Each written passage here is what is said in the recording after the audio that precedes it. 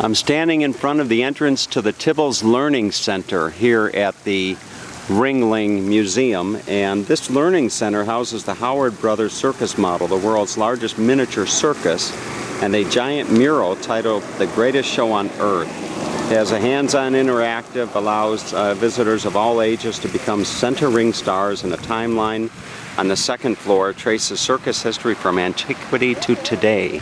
So let's go inside, and as I understand it, the model, the miniature model here was started in the mid-20th century, and it is very, very large. As I understand it, I think the model takes up the equivalent of a three-ring circus. So let's go on inside and take a look. But you don't have to go very much further than the front entrance before you're greeted with the spectacular mural on the wall. Just a beautiful painting of all types of different circus scenes from the Ringling Brothers circuses. It was always a big thing when the circus would come to town when I was a little kid growing up in Euclid, Ohio, and the circus would come to town. And here's a performer up there, you can see. So let's go on inside and see the miniature circus. There's a evolution of commercial printing display showing the different banners that you might see if you were going to the circus back in the earlier mid-20th century.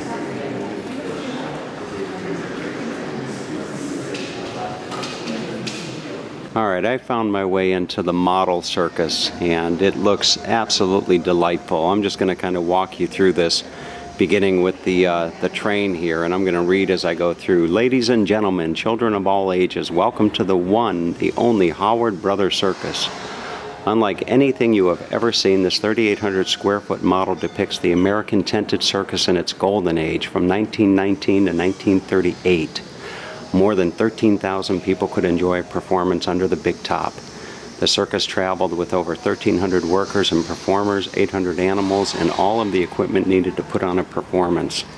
In a season, the show could travel up to 15,000 miles and perform in 150 towns and cities all across America.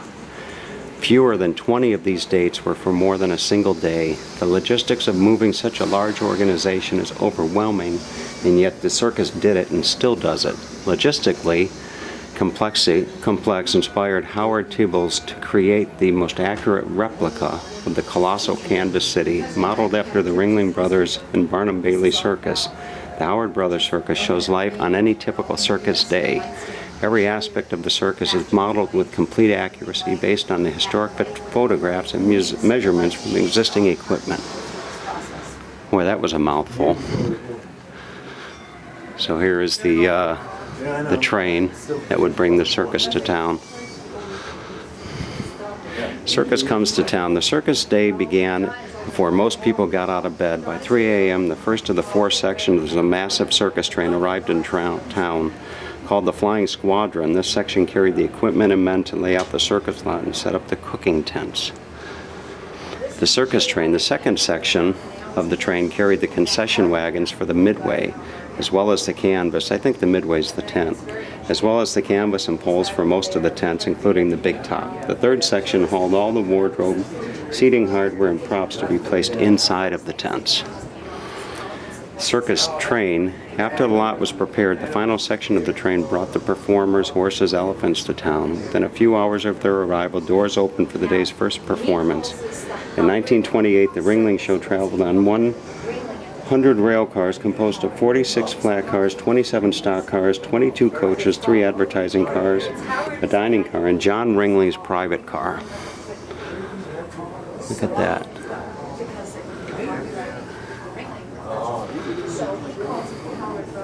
They actually have a video playing with actual footage of unloading the car.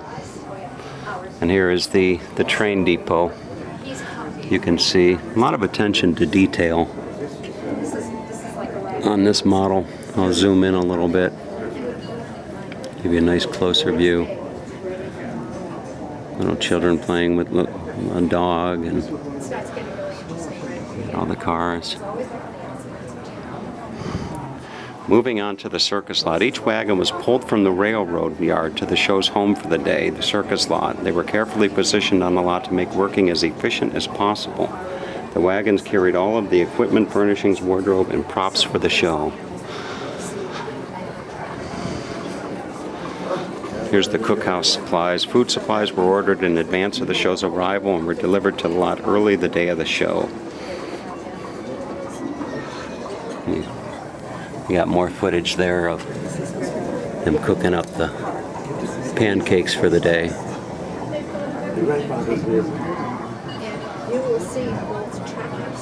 There's the cookhouse. Here's the dining tent right there. And it reminds me of the days in the military. The dining tent. The hotel flag was raised over the dining tent to signal to the workers, staff, and performers that it was mealtime. Each person with the circus had a designated seat at a table with china plates, silverware, a water pitcher, condiments, and bread with butter. To feed all the personnel breakfast, lunch, and dinner, the waiters would serve 3,900 meals per day. Here's your elephants. You got the this is the ring stock tent, known as the pad room. This ring stock tent housed only horses that performed in the big top, not the draft horses that pulled the wagons. Ring stock included Liberty horses without harness that performed on command, and high school horses that were so finely trained that they appeared to be doing tricks without any direction from their rider. See the elephants there? 226 dozen eggs each day. Look at this. Typical day 4 of the butter. Inside these blocks, The rest tents. Various rest tents were set up in the backyard for circus personnel. The band, with over 30 members, shared a rest tent with the 50 or more ushers who worked in the big top. This would be your rest tent right there. and you see these dishes?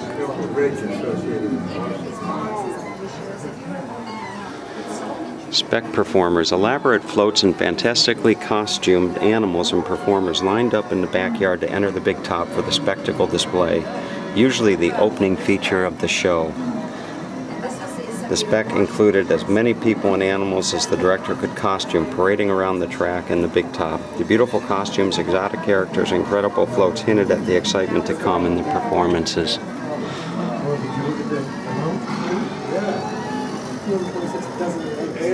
And that's something. There's your big top right there.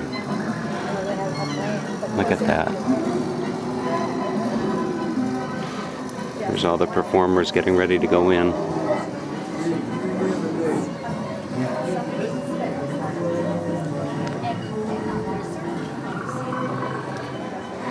Life in the backyard. The backyard was the area where the performance staff and workers spent their time between performances. Hidden from the general public behind the tented city, the backyard was filled with the activities of workers caring for equipment and performers preparing for the show.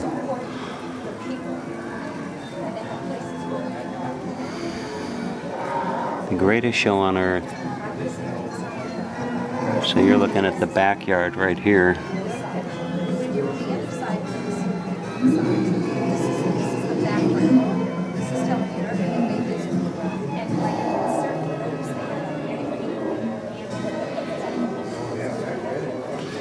It's the performer's dressing tent. Before the performers arrived, the dressing tent was raised and each performer's trunk was placed in position along with 2 pails of water. The small trunks contained everything that a performer needed to prepare for their act except for special wardrobe and props. The tent was divided by 2 canvas walls, one side for men, one side for women, and the center for the costume wagon for the specialty numbers.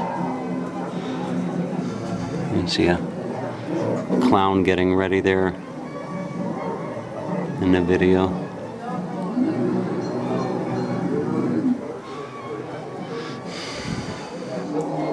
Sea elephant. One of the favorite attractions of the circus was Goliath. Weighing 3¼ tons, the giant sea elephant traveled in a specially constructed water tank on the train. When he was not being wheeled around the Big Top's track on a wagon, he was housed in a tank inside his own tent and was fed 150 pounds of fish per day.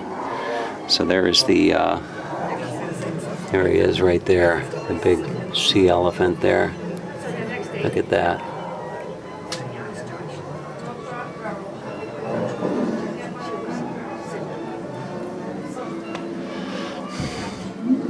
Circus Day. By the early 20th century, the circus was as American as apple pie and baseball. Circus Day in any town or city was an annual tradition, providing a brief escape from everyday routine. In some communities, schools and factories closed to allow everyone time to enjoy the wonders and sights of the circus grounds.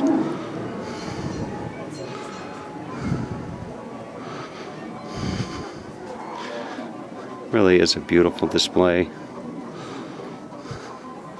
You can see you got copper wire for the street, for the telephone poles. Midway. A visitor's first circus experience was on the Midway. The circus lot came alive with sights, sounds, and smells.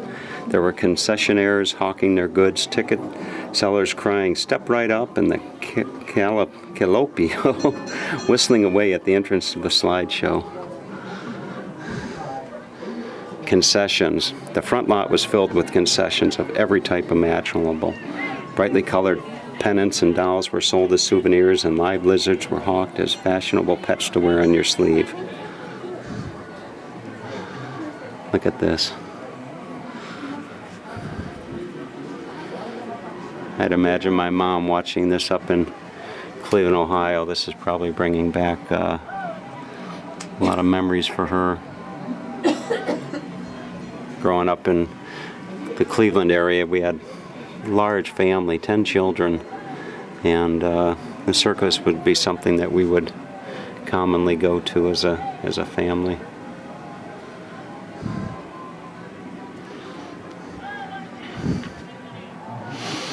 There's the big show main entrance. From the front lot, visitors made their way to the main entrance. Here, the mass of people funneled through 5 gates as ticket tellers collected their paper ticket stubs.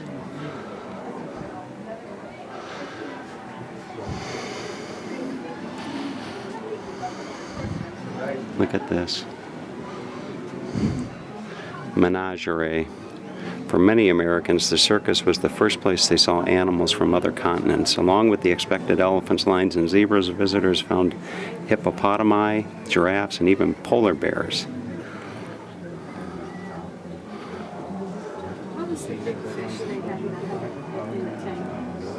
Look at that.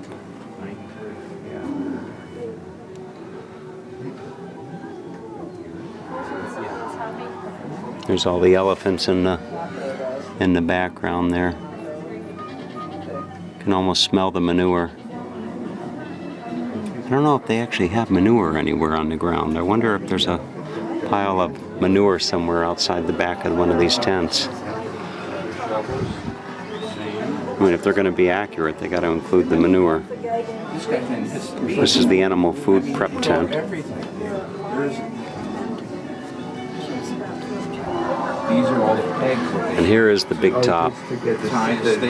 Fittingly, the performance tent, the largest of all the tents on the lot, was commonly referred to as the big top. The raising of the tent was an amazing act of skill, coordination, and practice.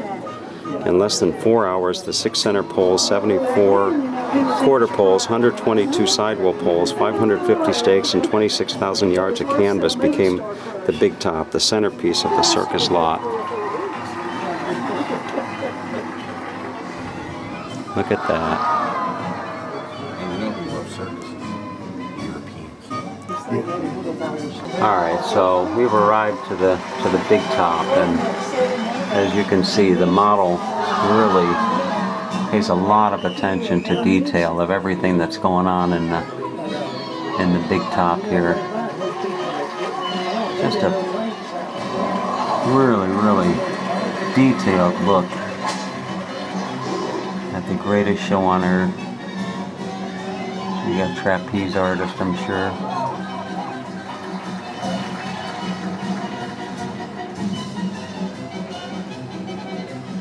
music in the background with the circus is just fantastic.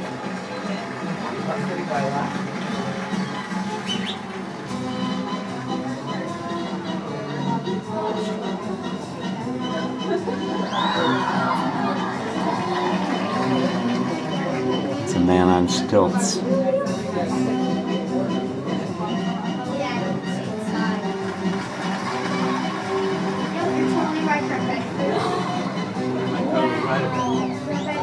Alright, just on the other side of the big tent are the dog kennels. And I was reading that the dog kennels, they would use a lot of stray dogs in the act. And there you see a horse trainer there with some beautifully decorated horses getting ready to do their performance under the big top. Boy, it must have taken a long time to put this whole display together. And just a little ways away from the big tent, you got the general store. You want to come in and grab some refreshments or some groceries for your way home from the circus. And they have a nice little scene all set up here. Looks like a covered bridge. A pickup truck.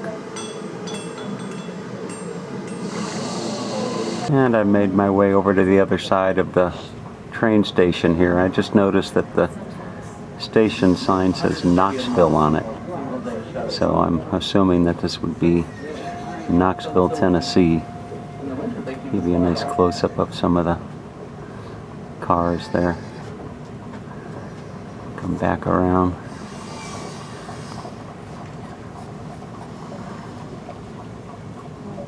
The good old days, right?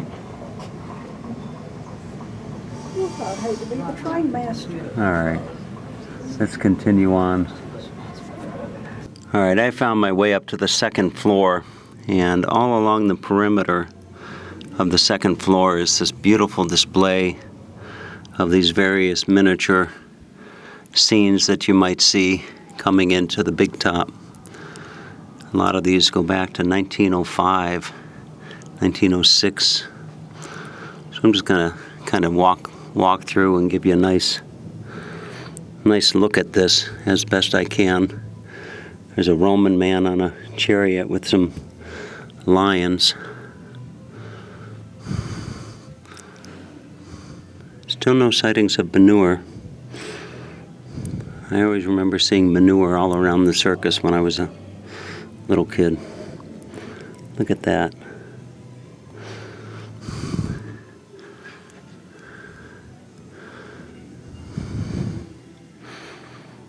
Is this good YouTube or what?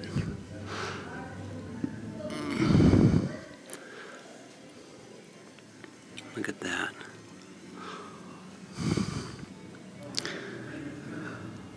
Boy, this is quite the display.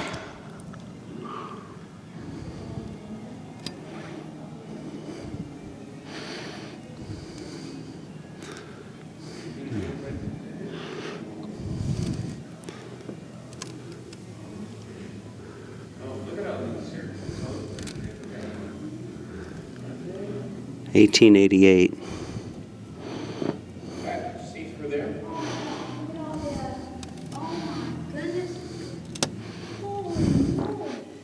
You could easily spend several hours just walking through this wonderful museum. Oh my gosh. All right. Get out. So we're going to go up and look at the workshop where they made a lot of these various models. Look at that. Wow. Is that the same thing? Exact same thing? But is it Magnified? What do you mean magnified? There's a clown. No, but it was... All right, so here's a wonderful view if you were in a hot air balloon floating over the circus. Look at how beautiful that is. Yeah, and there's It's costumes. unbelievable. I mean, He has every army imaginable. Well, I think this is the exit out here. I mean, it looks it's like out you there. really. All right, there is the man responsible for this wonderful exhibit. That is Howard Tibbals, and I found my way into his workshop, and I'll read along. It says, "My fascination with the circus began about 55 years ago. After the show, other children dreamed and had fond memories of the circus, but that night never ended for me. I continued to watch way past my bedtime as the great circus folded up and packed away and was loaded onto the railroad train and then departed into the night for another town." When Howard and I first met, So in 1939, Howard sees his first circus at age 3. In 1943, he watches the circus trains unload through binoculars. Borrowing scraps from his grandmother's sewing basket and odd pieces of string, Howard begins playing circus. 1948, for his 12th birthday, he's given a lathe and a jigsaw, both of which he used in his model building. 1952, Popular Mechanics publishes Here Comes the Circus, detailing the logistics of moving the Ringling Brothers Circus. 56, Howard begins creating his big top. In 58, Howard meets Harold Dunn, a skilled model builder whose miniature circus is displayed around the country. In 59, Howard builds wagon number 40 and is the first of the 152 wagons in the Howard Brothers Circus. And it goes on to tell all the various other things. In 63, he sets up a workshop in his basement specifically for building this model. 78, he begins collecting posters. 82, the Howard Brothers Circus makes his premiere at the World Fair in Knoxville, Tennessee. Look at that. Of one man's unrelenting Isn't that pursuit, something else? never finished.